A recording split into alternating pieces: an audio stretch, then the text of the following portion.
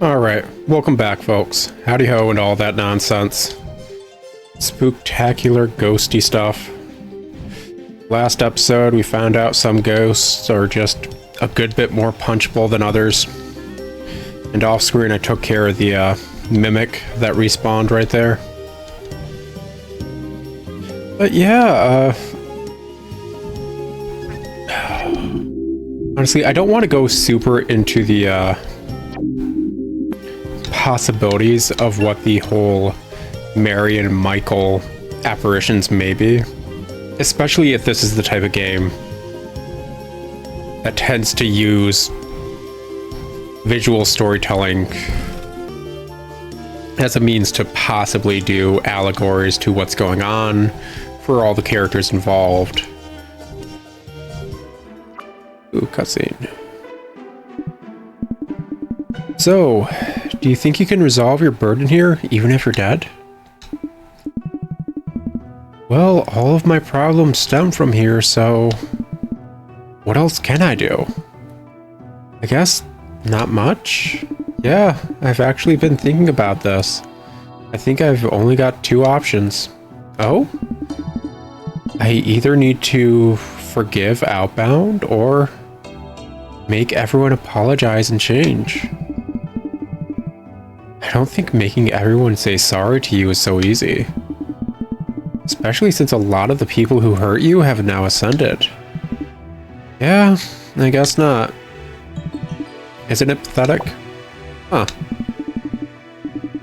These people discriminated me and made my life so miserable that I had to leave. It had such an effect on me that I am now a ghost. I couldn't even ascend. And yet, those people live on, without a worry in their world. Do they not realize the effect they can have on others? Are you alright? I'm fine, it's just... it gets to me sometimes. There's something else keeping me here, though. What is it? Well, you're going to think I'm crazy for saying this, but I see things. Oh, right, yeah. That wasn't the reaction I was expecting. Yeah, well, Mary's already told me all about it. Right. She's told you about the figments, then? Yep, exactly. I see. Well, that's the other thing that's keeping me here. I want to know why these figments appear to me and not others. If only I could talk to someone who also had figments. That's the reason I was chasing Adrian. Wait, what? Why didn't you ask Mary? Mary? What would she know about figments? Mary sees figments as well, that's how we met. One of these apparition things were bothering Grandma and she dealt with them. Wait, what? Mary has apparitions? And Grandma too? Wait, you didn't know? No, not at all. She must have developed them after I fell in the swamp. And nobody tells him anything. After I fell in, I had such tunnel vision that I neglected my friends. They were the solution to one of the burdens that all along. Maybe Grandma can help me figure it out. Good luck with that. Mary already tried. Her memory's so bad she won't even remember what happened 10 seconds ago. Of course. I guess all I can do is continue looking for Adrian then. At least one of my burdens will be resolved. Everything's going to be okay. I'll help you forgive Outbound and find Adrian. I'm glad to have you back. Thanks, Linda. I appreciate it. Sorry for blabbing so much. We should get going. Frank and the others need to know what happened. Yeah. Oh, what was I going to say? Oh, I don't want to really go into detail about the possibilities of the Mary and Mike apparitions. Simply because this game really seems like it wants to tell that story as opposed to me. Like, yeah, I'm not against, like, theorizing stuff, but, like, This game will probably give all the info we're kind of missing in that regard, considering how open it is about giving that sort of info so far. But that's not really all. This kind of setup in a game like this, a lot of different theories that could be misconstrued about what the actual like game developers and stuff wanted to tell could easily be tossed out. Like the Mike and Mary apparitions just immediately opened a door into the possibilities of stupid theories like the classic Rugrats Angelica is crazy theory kind of thing. Like there's a lot of theories you could throw around now because of it. And I'd much rather kind of see how the people who worked on this game are intending to use these story elements. I think kind of breaking down an entire plot line, an entire story, an entire series, or an entire game into just those kind of clickbaity theories is honestly kind of insulting to the people who worked on them, especially when a lot of those kind of theories from, I wouldn't say back in the day when they were popular, they're still kind of popular here and there, but all those theories that kept popping up were always a bit more focused on, well, what if this proved it, as opposed to, here are the ways that disprove it, which is not how you should ever handle any sort of theory in general. Anyways, so what should we do about Frank? Huh? What do you mean? Well, Frank doesn't know who I am. He doesn't know that I'm Lee. To him, I'm a completely different person, Wayne. What should we do? Should we tell him who I am to him? Oh, right. That's a tricky one. Yeah, I'd like to tell him, but I don't think it's the right moment. Linda already told him. I think we should just play along until everything's settled. We don't want him to find out about Michael and Mary and then get another shock. Yeah, that's true. Let's play along for now then. Linda, you told him. He knows who John Wayne Doe is. He knows. We're almost at Ravenside. I'm a bit nervous about telling him. I still can't believe it. I should be happy for them, but I get what you mean. It's a conflicting situation. Let's tell him and then we can all process it together. That's a bit of a writing faux pas on their end. What was I going to say?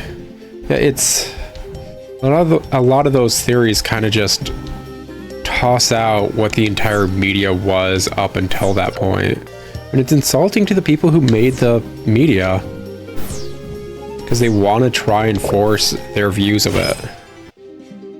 So I'd rather just kind of wait and see to what they're intending with the plot, basically. Just, if they don't ever properly talk about this aspect of it, I'll probably talk a bit more either during the credits or maybe in a different series entirely. Because like there's a lot of fun storytelling bits that can be inferred from this one enemy type so far, with everything else we know about how the world works and stuff. There's a lot of fun story bets you could go down. Also, this is kind of unrelated to what we were just talking about, but I love the fact that Wayne or whatever mentions that he chose the name Wayne and people don't know him by that. Even though, like, even in death, when he can't remember anything, he still chose the same name. I know if you made his name anything you wanted it to be, that's what it would be, but it's a nice subtle nod that he was still mentally aware of who he was, And that's who he truly is. That's who he chose to be at the end of the day. That's nice. That's really nice. Anyways. Where could they have gone? We've looked everywhere. They had to have gone to the dry lands. But what if they never come back? It must mean that Wayne also went there. There's no sign of them anywhere. Maybe I should go in alone. Grandpa? Why are you always so... Huh? They're here? What? You're safe. Wait a second. Where are Mary and Michael? Did they not go with you? Frank, how do you know about Michael going with them? As far as we're aware, you shouldn't have known Mary and Michael, like, met back up and started hanging out. You should not know that. How about that? We saw them ascend. What? That's impossible. Well, we saw it with our own eyes. Seriously? But why now? Well, we don't really know. We were quite far away from them. We just saw them talking, and once Michael started glowing, Mary did too. Or she. Did they at least look happier in their last moments? It was a bit hard to see Michael's face since he was glowing, but Mary had definitely been crying. She was smiling right before she ascended, though. Something must have happened there. Or she. It must be that they finally made peace with each other then. Huh? What do you mean? Well, I don't know if either of them ever explained this to you, but their father died when they were quite young, and their mother was sickly. Michael tried to be the man of the house, as he always called it, but, well, I'm sure you can imagine. He's quite a clumsy fella, so he often made more work for others instead. Mary, being quite gentle, ended up having to take care of everyone. It wasn't easy for her. It was also clear that Michael developed an inferiority complex. I see. That checks out with a few things that she told me. Yeah. So I guess they must have talked that out. I think they both resented each other to a certain degree. That must have been their burden. I guess they're in a better place now. It's also good to hear that they no longer have regrets. It's all we can tell ourselves. Yeah. We've known them for so long. It's strange to think that they're gone now. Yeah, I knew Mary for a bit, and even then it's weird for me.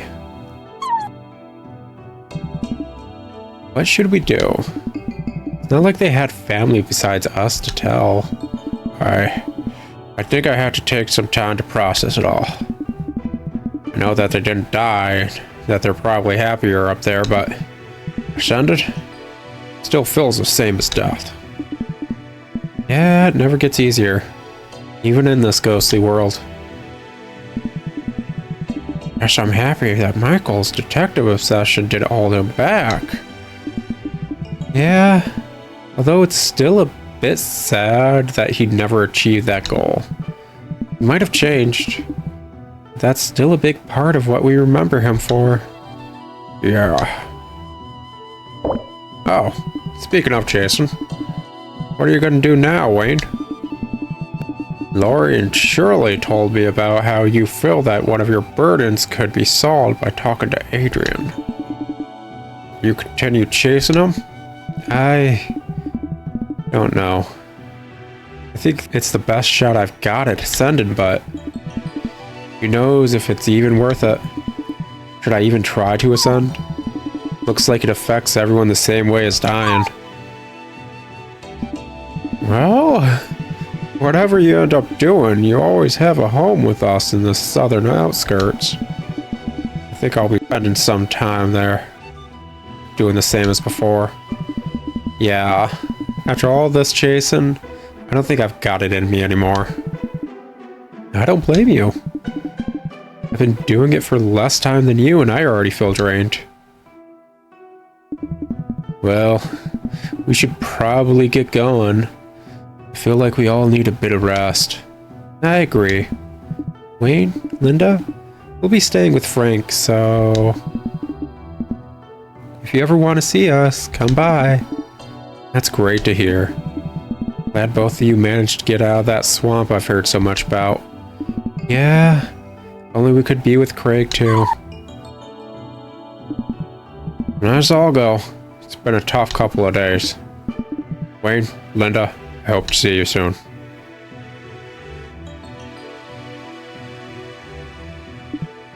So, what should we do? I don't know. I feel a bit empty and defeated. Same here. Oh, I know. How about we go to this train station? We used to love watching them pass by when we were younger. Could give us some needed resting time, and we could reminisce about the past? Sure. We've been doing a bit too much reminiscing lately, but I guess that's what happens in these environments. Yeah. Well, hopefully it will be cheerful reminiscent instead of depressive. You remember where the train station is, right? I may have had amnesia, but I didn't forget about everything. Of course. Well, if we ever lose our way, we can always check our map. It's hard for me to read that map, yo. That map is too tiny for me. What is this? A map for ants? Any but. Papa save, Papa save. What was I gonna go on about? How many cards do I have? For the send help. I've got 9. I feel like I should have 10, but I have 9. Alright.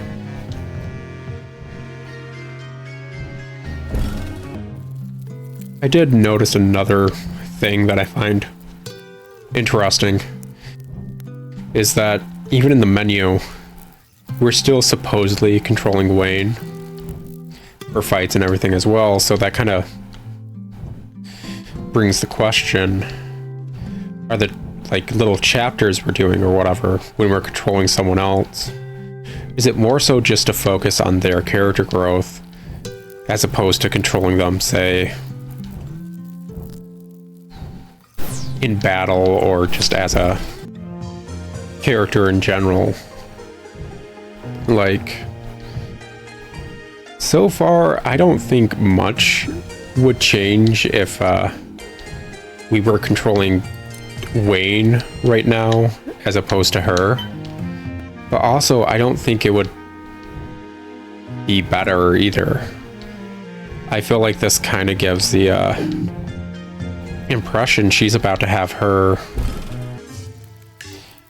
character growth and understanding of what she needs to be doing in general. Like, that's just how these chapters are starting to feel when you take over the character. And it's probably intentional. Who knows? Oh.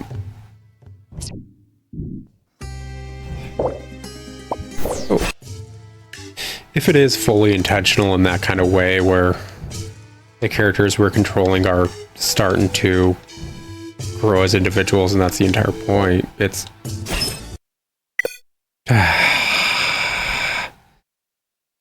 That's why I keep popping saves.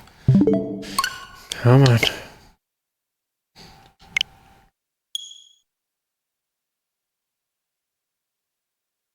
And every single time it's a spike of anxiety that maybe the save's not going to properly load this time. Every single time. Okay.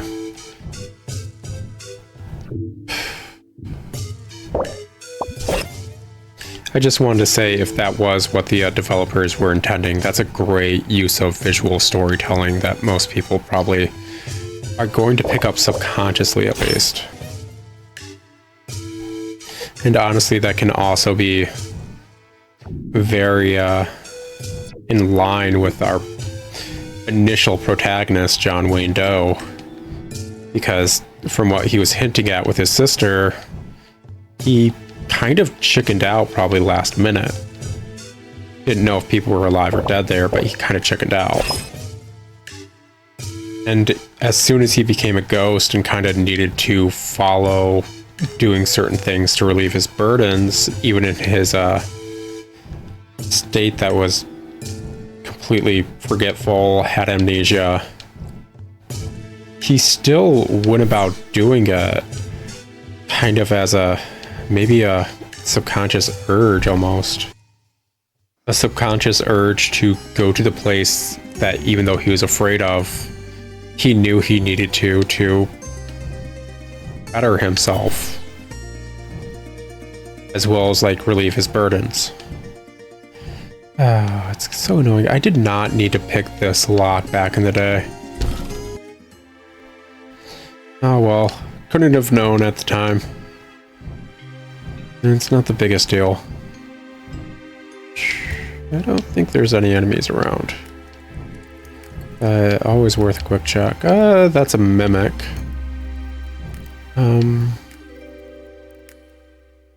Is there a way? What's this? I don't remember this being here. I guess this was worth it then. I'm making my way to Ravenside, but it's quite the trek. 20% there. Oh! This is way earlier. Oh. That's good to know. Basically, all these areas are connected. Good to know. But yeah, that brings up the question, like, will a ghost subconsciously try to relieve their burdens, basically, or was Wayne doing that because deep down he knew he really had to make his way in that direction, just in general, and it's not really directly related to his burdens. Just kind of mindlessly moving in a way to better himself by facing the fears that he wasn't even aware of. Seems a lot of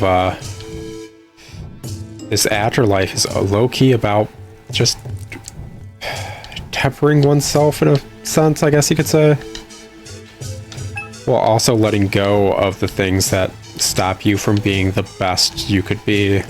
By the way, yeah, I want to give floating a try. Yeah, float around for a bit. Oh, the vibes are vibing.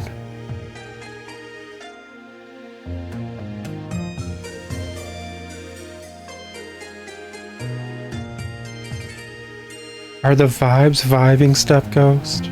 Because they're vibing for me.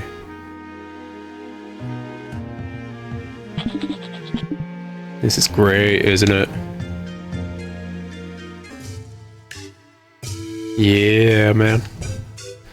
Just the maxing, relaxing, chilling, acting all cool. All we gotta do left is play some b-ball outside of the school. Okay. Honestly, it'd been a few days since I came through here as Mary, and I could not remember how far back this portion of it was. Honestly, if I'm remembering right, the what was it? Train station is just east of when you leave Central Outbound. Which, another question, like, if that's Central Outbound, is Ravenside like an offshoot of Outbound, or is it its own different village, kind of, sort of? Because, like, when Linda was talking to Mary, it seemed like Ravenside was a very unique thing to her. She'd heard about it, but never seen how it actually was or anything. Meanwhile, up until that point, the entire game kind of seemed to just kind of feel like we'd only ever be exploring Outbound as a whole. Like the entire area is just Outbound, but it felt like you were kind of meant to just explore the village and all the areas around it instead, but it's not exactly what happened, now was it? If Ravenside is its own village. I think that would have probably needed the game to kind of cook a bit longer, to have Outbound a bit more like a central hub area. And then again, I don't know if that was outright intentional, considering this game seems very, we're here to tell a story and you're helping partake in it. Whereas, although other JRPGs and RPGs in general do the same thing, they kind of tend to allow a lot more freedom. Let's be honest, this game's fairly railroady in how you're handling things. Besides how it allows you to handle battles of your own accord. It's pretty JRPG-y in that sense, where it's, here's the story, you're kind of experiencing it. I guess I give it a lot more props compared to a majority of JRPGs because of the character growth and the writing. Because, like, let's be honest, a lot of JRPGs are not written well, and it shows a lot in the genre that they're not written well. It's upsetting.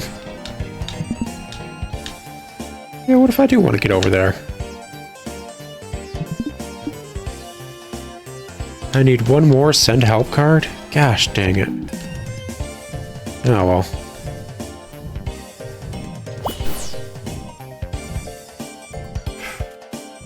Can't remember how I got on the topic about how this game's kind of railroady. Considering I got into a battle right around then, I blanked about the overall connecting thread right there, which is, oh no. Because the connecting thread is usually the subject matter I want to circle back onto. No point having a discussion about something if you're not actually discussing the subject matter now, is it? Oh well. We're nearing the end of the episode, and honestly, I took the long way to do this. I obviously could have just teleported via the map to Central Outbound.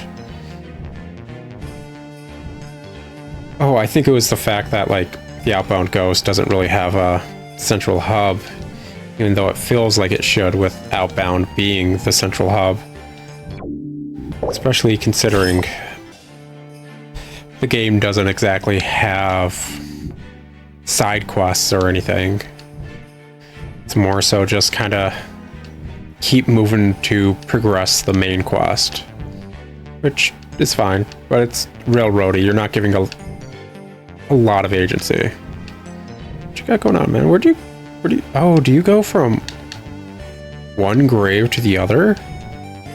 Is that what he's doing? Okay. Good for him.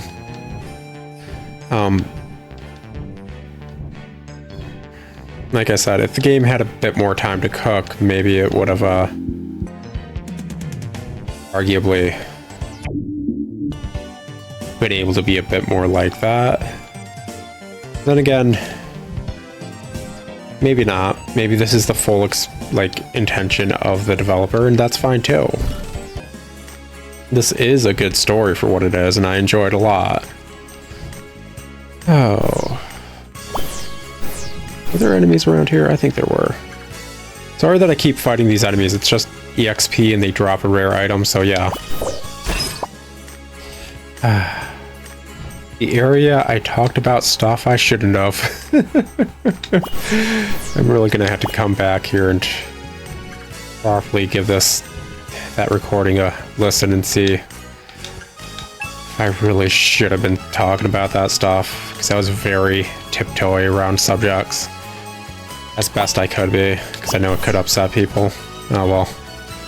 Oh. I do want to mention one thing, which isn't going to be super obvious considering I'm cutting out a majority, if not a majority of battles. I am showing a sum for like newer enemies.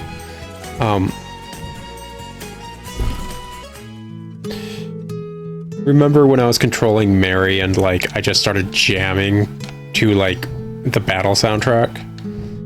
Since I'm controlling Wayne again, the battle music is once more the same theme. Wayne. Gosh, why am I tripping at the... It's the last recording of the day, whatever. I can trip over my words. The same battle theme he had when we first controlled him. Yeah, the train station is just to the right. I'm actually going to go down here and save. Because we're nearing the end of an episode and I don't want a large cutscene and a desire to keep moving immediately at the end of an episode. At least for me, because I'm not going to be able to record at least till tomorrow. But yeah, I think that's a really cute, sweet way of handling these chapters and who's fighting. I was jamming to that music because it was in fact Mary's battle theme, whereas the battle theme of the game with Wayne fighting is his battle theme. Like they didn't have to do that. That's nice though. It's really nice. And of course, since we're in battles as Wayne as opposed to his sister Linda, it's back to his battle theme.